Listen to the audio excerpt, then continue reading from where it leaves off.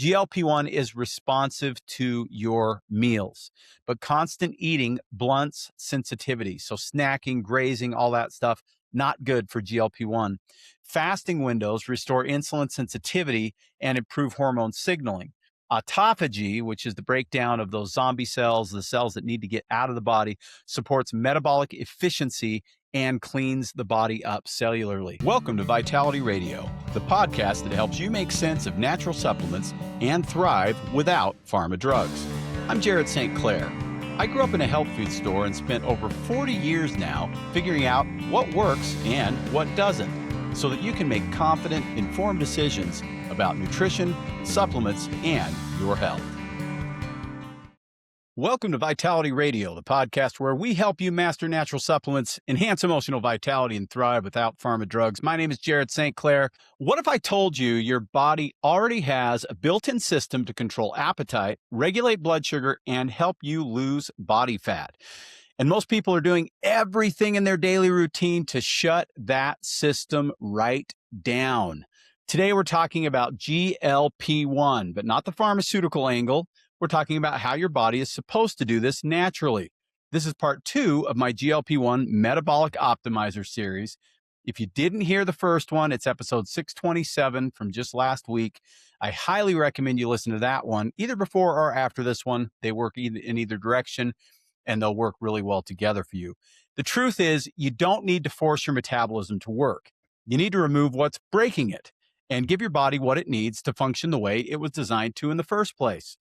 And when you do that, when you stack the right lifestyle with the right support, appetite starts to regulate, cravings start to drop, blood sugar stabilizes, not because you overrode your physiology, but because you restored it. And that's exactly what we're going to walk through today. Last episode was about the GLP-1 Optimizer from Vitality Nutrition, the one that I worked really hard on for way too long to get out on the market, but it is out now.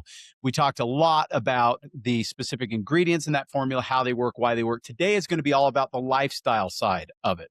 But before I get into that, I want to thank those of you who've left a review on Apple or Spotify. It means a lot to me. It's a really good way to get more recognition for the show, more people listening to the show. And some of the reviews have been incredibly kind lately on Apple, where you can actually leave a written review. I greatly appreciate it. If you haven't done it yet and this show is valuable to you, will you please do it for me? I would greatly appreciate it. And more than anything, just share it with your friends and family. Let's jump into this GLP-1 thing, though. I'm going to do this in sections, and I've got 8 sections for you. I'm going to try and do all of this in like 45 minutes because there's a lot to cover here, and we're going to do our best. The first section, and well, let me preface this by saying, I talked about the supplement last week, and everything that is supplemental in Vitality Nutrition, the stores, Vitality Nutrition online, is a supplement to your diet and a supplement to your exercise and a supplement to your lifestyle. So although I sell supplements for a living, it is very important to understand that I know as well as anybody that the supplement is not the magic bullet. It is an assistant to what you are already doing. And today's episode is about getting into what you can do to enhance GLP-1 through your lifestyle, your diet, your movement, even your sleep cycle and everything else to make the GLP-1 optimizer, metabolic optimizer work even better for you. Let's start with the most prolific word in our society today, maybe, which is protein. Protein is everywhere. We were at the Expo West, the biggest health and nutrition show in the world, early in March, and everybody's got a new protein supplement of some sort. But there's a reason for that. And one of the reasons is we got lots of people on GLP-1 drugs right now, and protein is the best way to prevent your body from losing too much muscle while you're trying to lose fat. And that would be the case with any kind of weight loss program, whether it's diet or exercise or a drug, or in this case, the GLP-1 Metabolic Optimizer formula. Protein is one of the most powerful dietary stimulators of GLP-1 release. A lot of people don't realize that. Amino acids, particularly leucine, one of the 3 main branch chain amino acids, I should say one of the 3 branch chain amino acids, the main one of the 3, activate L cells in the gut, increasing GLP-1 secretion, improving satiety, that feeling of fullness, slowing gastric emptying, and enhancing insulin signaling. Protein also supports lean muscle, which is the primary tissue responsible for glucose disposal, making it essential for metabolic health and long-term fat loss. So, protein directly stimulates GLP-1, reduces cravings and improves satiety, preserves muscle mass, which is massive if you're on a GLP-1 drug, supports insulin sensitivity, which is the biggest reason why most of us get overweight in the first place, and gives glucose somewhere to go, the muscle, instead of into storage. Protein intake is huge on GLP-1 drugs or any weight loss program, as I said, because it is the single biggest lever that you can pull to help your body produce more of the GLP-1 in the first place. My formula, the GLP-1 Metabolic Optimizer, contains berberine, alpha-lipoic acid, and chromium, which helps to improve glucose handling. But protein gives the body a reason to use that glucose properly. If you're not eating enough protein, you're improving blood sugar on paper, but you're not building a body that can actually use it. And you run the risk of becoming fatter, even if you weigh less as a percentage of body fat, meaning that you can lose 20 pounds, but have a higher fat percentage because you're losing so much muscle while you're also losing some fat. So what does that mean in real life? The ingredients in the formula help move glucose out of the bloodstream. That's a good thing. But once the glucose leaves the bloodstream, your body has to decide what to do with it. It has two main options: burn it for energy or store it, where it eventually, usually, becomes fat. And the ingredients in my formula help move glucose out of the bloodstream, which is a good thing. But once that glucose leaves the bloodstream, your body has to decide what to do with it.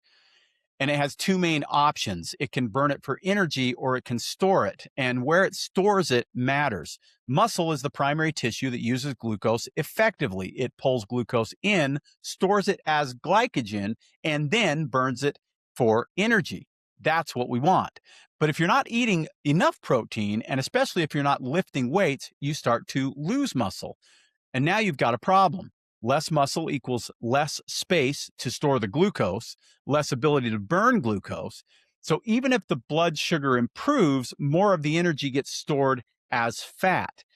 Think of muscle like a warehouse for glucose. If you've got a big warehouse, glucose gets stored and used efficiently. If you don't, it gets shoved into storage where you don't want it as body fat. So yeah, your blood sugar might look better on paper, but if you're losing muscle and not building it, you're not actually improving metabolism. In fact, you're restricting metabolism and decimating metabolism as you lose more muscle and become fatter as a percentage. So we absolutely don't want to do that.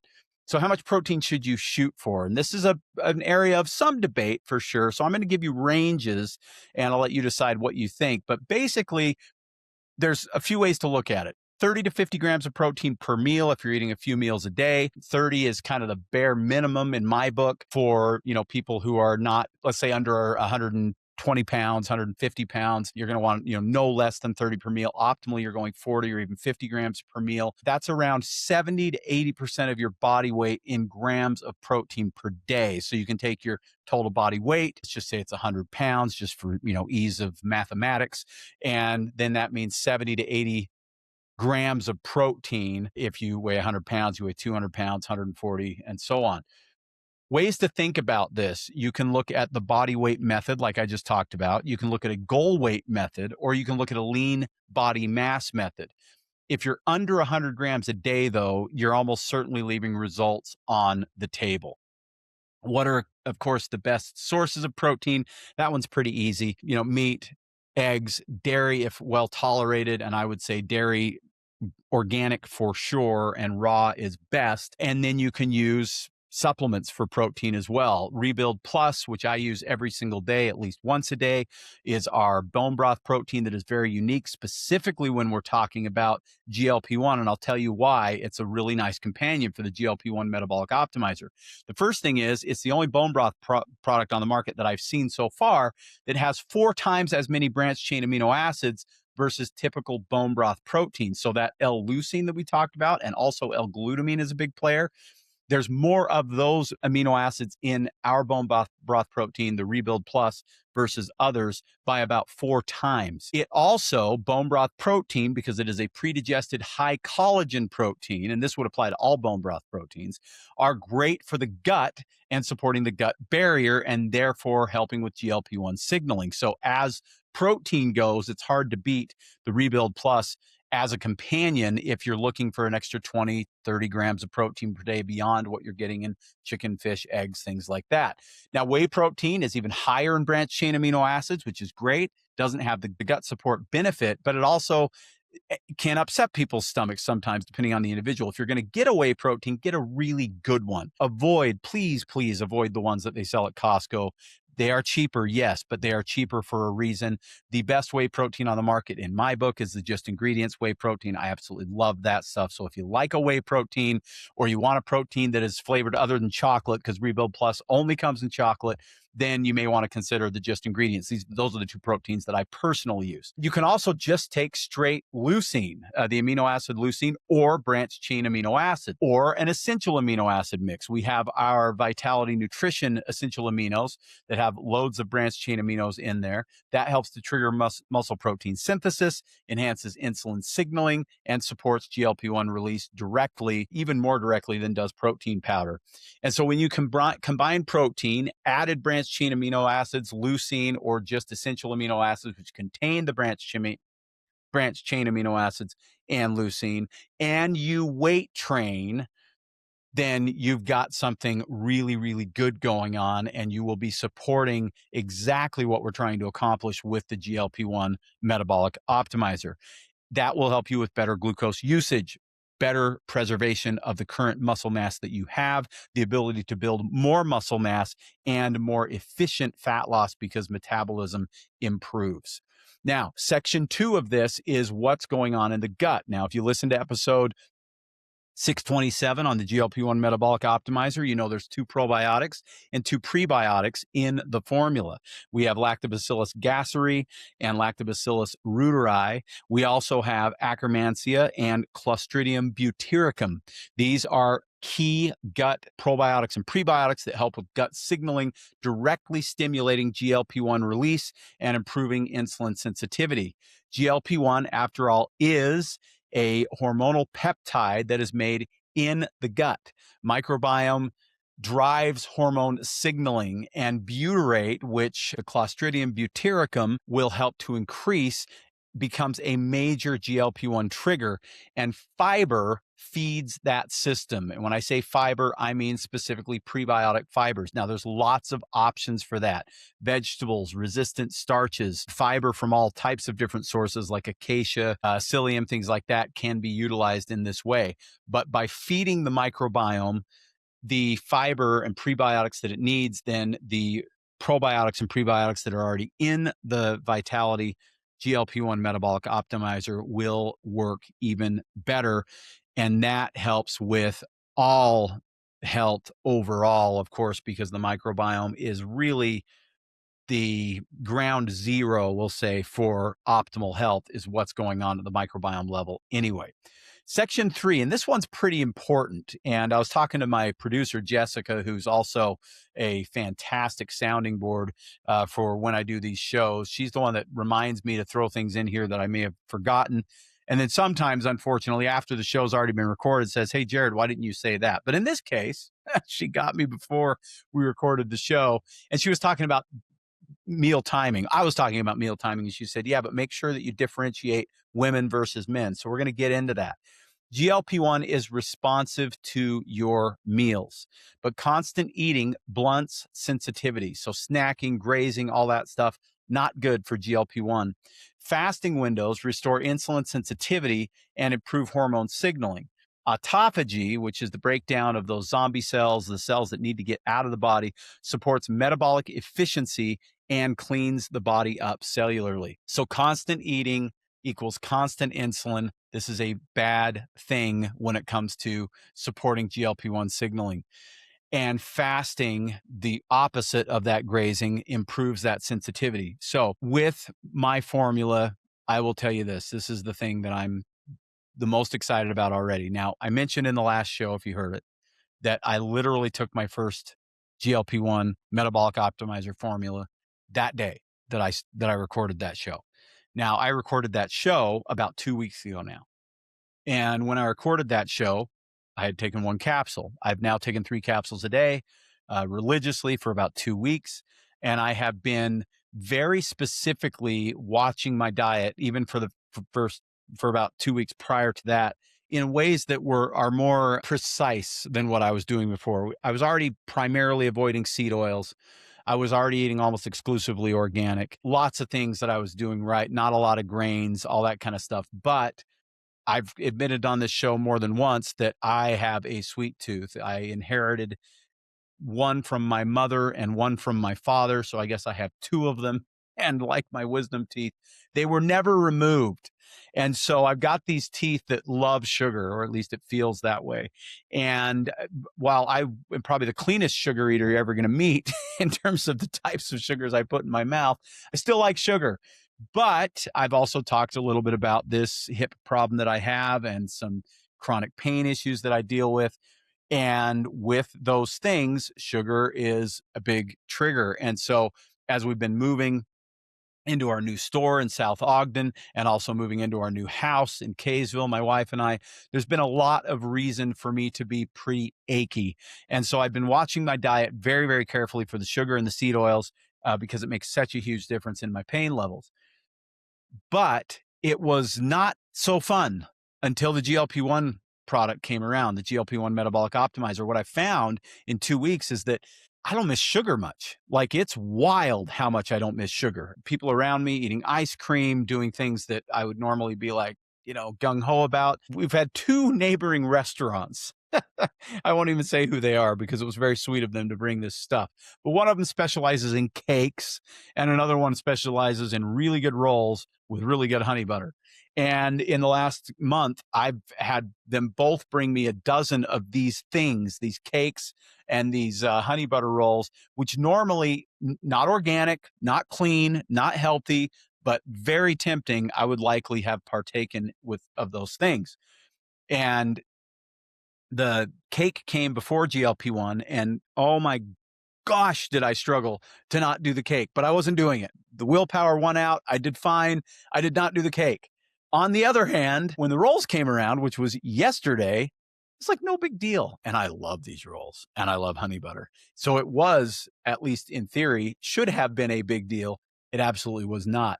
My sugar cravings have been quashed. It's very cool. And my appetite seems much, much more stable than it ever was. So I am loving it. And that's the whole idea behind this formula. And as I said on the last show, I don't know how these formulas are going to perform right out of the gate. I have an idea of how they should perform based on the formulation that I put together, based on the research that I've done and the research that's been done on those individual ingredients. And then I hope that we're going to get this incredible economy of benefit because we have all of these different ingredients that are clinically proven individually that will then work even better together. And that seems to be what is happening. And I am absolutely thrilled. So don't eat all day. Eat when you are supposed to be eating. 2 to 3 times a day for most people is great. And of course, watching what you're eating matters as well. But interestingly enough, and I think this is true in this case, especially with GLP-1 signaling, what you eat is very important, but when you eat and skipping those in between meal things so that we can keep our insulin in check is probably just as important as what you're putting in your mouth. A 12 to 16 hour fasting window makes a lot of sense. Oftentimes for women, it's less hours, and for men, it can be more. I find that especially now on the GLP-1 Metabolic Optimizer, that I don't struggle much with the 16-hour window. So I eat for 8 hours, obviously not 8 hours straight, but 3 meals in an 8-hour period, and don't eat for 16. And that works really, really well for me. It's worked well for me in the past. I'm just enjoying it more now because I don't feel like I'm starving as much as I used to. That helps to improve insulin sensitivity, enhances GLP-1 response, and gives your system the break that it needs. Autophagy is a big part of that. Cellular cleanup, improved metabolic function. And now we talk about the men versus the women. Men tend to tolerate longer fasting, like I said. Women seem to do better not delaying food too long, particularly, and you need to ask yourself this question, if you tend to be a bit of a high stress person or tend to have higher cortisol levels, then pushing breakfast back too far is in many cases going to be a mistake for you. So don't push them too late in the day. Focus more on finishing eating earlier in the evening so that you can still have that 12 to 14-hour fasting window, but you're eating probably earlier in the day and ending earlier in the evening, not eating up until, 8 or 9 or 10 o'clock at night. Women can still fast. They just need to fast smarter, is what it boils down to. Section 4, and this is a non-negotiable, just like protein. In fact, I'd say the first 4 sections are really, really important. The fiber and microbiome section may be the least important of the group, only because you are getting some excellent support from the probiotics in the supplement, but more is better. But the weight training, the protein, and the meal timing, that's really, really critical. Muscle is the primary site for glucose disposal. Remember that. The more muscle we have, the bigger that warehouse, the better our body handles glucose.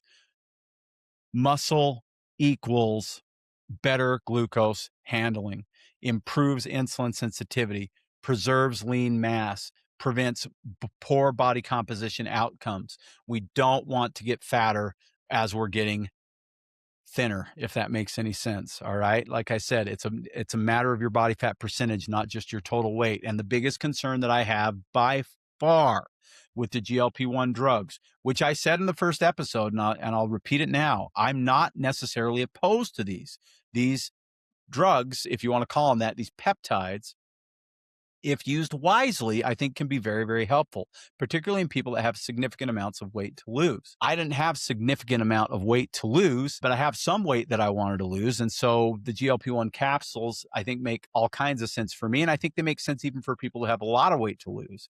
It's not going to be as fast. It's not going to be as dramatic as it will be with the pharmaceuticals, but it's much, much more safe.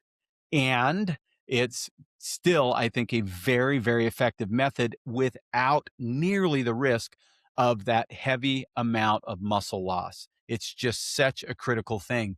There are plenty of studies now showing that people on Ozempic and Wegovy can lose as much as 40 or 50% of the weight they're losing is muscle. And that is absolutely devastating to your body's ability to manage blood sugar in the long term. So weight training is absolutely massive. It simply matters. It doesn't have to be killing yourself an hour and a half, 2 hours in the gym, but it does need to be 3 to 5 times a week, working your muscles in an intelligent way in your home, even with just body weight exercise and bands can be good enough. You don't have to have a personal trainer. You don't have to go to the gym. You don't have to have $10,000 worth of equipment, but you do need to work those muscles. It's absolutely critical. And if you're a woman and you're listening to this and you're saying, yeah, I want to lose weight, I want to enhance my GLP-1, and you're thinking to yourself that you don't want to bulk up, don't worry. That's not what happens. What happens is better overall muscle tone, which will make you feel and look better than if you are just to lose weight. We've all seen it. We've seen the GLP-1 face, for lack of a better term, Ozempic face or whatever, where we see kind of cheeks sunken in, and you can actually see that it's not just fat that's getting lost. And we need to be cautious with that. And protein on top of exercise, particularly weight training, is absolutely massive. Super, super important. Now let's talk about some of the things that are maybe a little less obvious, but that are still extremely important. Sleep, the most underrated metabolic tool. Poor sleep reduces GLP-1 signaling directly, increases hunger hormones, makes you feel less satisfied, and worsens insulin resistance. You cannot stabilize blood sugar during the day if you're wrecking it at night. Poor sleep increases cravings, increases appetite, worsens insulin sensitivity. Sleep is not optional. If you're struggling with sleep, I've done a few episodes on sleep. We'll link to a couple of them in the show description. If you have questions about sleep and you're struggling in that department and you need support with that, because I'm not going to talk about it here, please give us a call, 801-292-6662, or jump on our website, vitalitynutrition.com, and ask in the chat, and we will help you figure out sleep, okay? The next thing, and it goes hand in hand with sleep, and in many cases, it's what restores sleep for people, is light and circadian rhythm, taking advantage of light therapy, basically. And I'm not talking about red light therapy or blue light therapy or any of that kind of stuff. I'm talking about getting light at the right times of day, because light sets metabolic rhythm, impacts your hormone production, affects energy and appetite. Your metabolism runs on a clock known as the circadian rhythm. Morning light improves signaling for all hormones, including GLP-1. Late night light disrupts that. If your rhythm is off, your metabolism is off. So get at least 5 to 15 minutes, better is even 20 or 30 minutes of morning sun in your eyes, not looking directly at the sun, but looking towards the horizon as much as you possibly can. Open those windows and those blinds in the morning time and get less light uh, pollution, we'll say, for your brain in the home as the sun goes down. Don't have all your lights blaring full blast all night long, staring at your phone, staring at the TV, those kind of things before you go to bed. Work on your light exposure, less at night, more in the morning, and that will help with the signaling as well.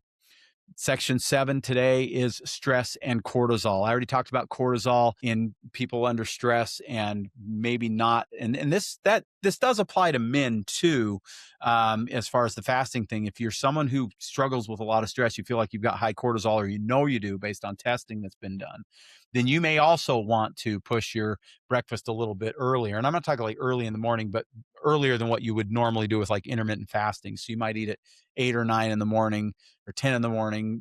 What works for you? Figure it out, and then cut things off earlier in the evening, as opposed to pushing it till, say, noon or 1 or 2 o'clock like a lot of people do. For stress, of course, you can take adaptogens. There is one key adaptogen in the GLP-1 formula known as Panax ginseng, which I am in love with. You probably, if you're a regular listener, heard me talk about ginseng on a recent show. And it is such a big player in balancing stress response, enhancing energy. And so it's in there, but ashwagandha, of course, is excellent for that. Theanine, those types of things. If you're really struggling with stress and cortisol, and you're not taking magnesium bisglycinate, you're making a major error in my book in terms of taking care of your stress levels. And then using our anxiety release formula can be extremely helpful as well. Those two pair beautifully together, and people absolutely love that combination. Now, I talked about my cravings, and this is what I want to understand, or I want you to understand today about that, because I think personally, let me tell you just a really quick story. So I live in Bountiful. Well, I live in Kaysville, Utah now, but the store's in Bountiful, Utah. I'm there right now recording this episode. And literally 2 parking lots down from ours is a place called Swig. It's a soda shop. It's a dirty soda shop. They put weird things in your Dr. Pepper to make it taste, I don't know, sweeter, better, different, whatever it is. There's a line through the drive-through that literally goes out onto the highway, like literally almost causing accidents on a daily basis. It drives me out of my mind. And the reason it drives me out of my mind is not just because it's a public safety hazard, which is not ideal, but because these people are clearly craving this stuff so much. And I get it. I get it, because I've got that thing. I've got those 2 super healthy sugar sweet tooths that my parents gifted me as part of my genetic makeup, apparently. I've got those things, and many of us do. And people get addicted to the things they get addicted to, whether it's coffee or energy drinks or soda or cookies or donuts or whatever it is. I formulate formulas sometimes for other people and sometimes for myself. This formula is as much for me as it is for anybody listening to this show. And what I had hoped to accomplish with this formula, for personal reasons, as well as for you and for others, is to get a handle on the blood sugar and the cravings and all of that stuff. And the 1,000 micrograms of chromium and the bitter melon extract and the alpha lipoic acid and the glucovantage dihydroberberine. Those ingredients are absolutely phenomenal individually for blood sugar and for appetite and sugar cravings. But as a pair, or as a group, I should say, I've never experienced anything like it. And yes, I'm tooting my own horn about my own formula, but it's just true. I feel so much more in control of what I'm putting in my mouth. And I hate to even admit this on this show because, you got these gurus or whatever that have podcasts out there, right? You've got so many of them that you know their names, and so many of them are great podcasters, and they do great work, and they give you great information. And I look at a lot of these people, and I think, man, I wish I was more like that guy or more like that girl in that they know and they do, and I know and I do for the most part, but I don't do all the time. And oftentimes I'm my own worst enemy. You probably are too. Most of us are. And some of us need a little more support than others. And I am so excited to finally have a formula. I'm beating myself up right now that I didn't do this sooner. And you're probably not thrilled about it either. If you, if you're one of the poor people who's been waiting for a year and a half for this formula, like I have, but it's here and it is awesome for me for sugar cravings. I can't wait to hear if it does the same thing for you. We're not crushing the appetite like a GLP-1 drug does. We're restoring control. So, lifestyle stuff is this: protein, fiber, meal timing, weight training, sleep, light, balancing stress, and then stabilizing blood sugar with the GLP-1 formula. Layer 2 is the formula itself, enhancing insulin sensitivity, enhancing gut signaling, and enhancing cellular response to those signals. Layer 3 would be the supporting supplements like Rebuild Plus or whey protein, creatine. I forgot to mention this, but it's massive, especially if you're working out. And if you're not working out and you're doing anything with GLP-1, whether it's a supplement or a pharmaceutical, please stop not working out. Get going with that because it's going to be your best friend, exercising as well as getting enough protein. Those will be your two besties when you're doing this kind of thing. And creatine is huge in there too, because if you want to talk about preserving muscle other than protein, I don't think there's anything better than creatine. And of course, you can always look at the Vital 5 too. I talked about magnesium, a great multivitamin to cover all the bases, all that kind of stuff. One more little tip for you. Whenever I'm looking at a new formula, I'm looking at what else might people be taking. And I look at my show and I look at the things I talk about. And one of the things I talk about all the time is the Vital 5. And I know a lot of people listening to this show, you may be one of them, take all 5 of the Vital 5. We see it all the time in our people's shopping carts on our website here at Vitality Nutrition and Bountiful in our new store. Barely anybody knows anything about the Vital 5 up there yet, but it will. They'll figure it out in South Ogden. But regardless, if you're taking the Vital 5, I want you to know that the GLP-1 is designed to be compatible with the Vital 5, particularly the Vital 5 Ultimate Vitality Multi. There is more chromium in there, which is great. That's why I didn't overdo chromium in the GLP-1 formula. There's some alpha lipoic acid in the Ultimate Vitality Multi, and that's okay. A little extra alpha lipoic acid will not hurt you. So it is designed to be compatible with the Vital 5. You're not overdoing anything. It is also designed to be compatible with the probiotics in the Vital 5. You can use it with Back on Track, and you can use it with the Precision Probiotic Vital Spores. They are complementary, not competitive in any way. So I hope this episode plus episode 627 were helpful on your weight loss and blood sugar control journey. Most people looking at GLP-1s right now are looking for weight loss. It's the thing that so many Americans are looking at right now. It's one of the reasons that I'm taking it. But we know that metabolic health is not just about being heavy or heavier than you want to be or having a higher BMI than you like to have or any of that kind of stuff. It's also about what's actually happening at the blood sugar cellular level, what's happening with insulin signaling and everything else. And we know that in America, that is a major problem.